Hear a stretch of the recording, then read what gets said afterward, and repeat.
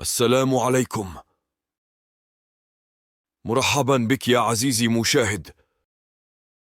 قبل البدء لنشارك بعض حسنات.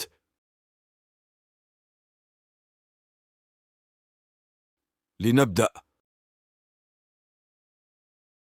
من هو النبي الذي آمن به جميع قومه؟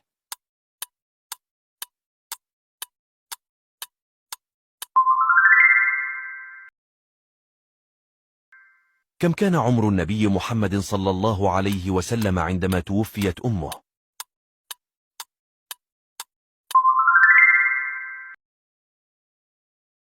ما هو أول الأيام التي خلقها الله تعالى؟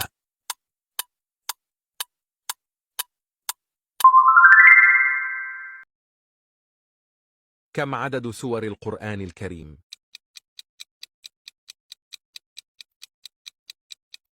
الجواب هو 114 سورة.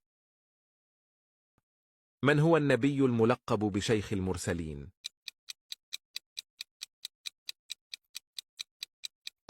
الجواب هو نوح عليه السلام.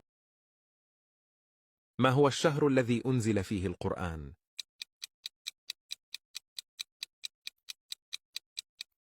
الجواب هو شهر رمضان. عزيزي المتابع، هذا السؤال لك: كم عدد أحزاب القرآن الكريم؟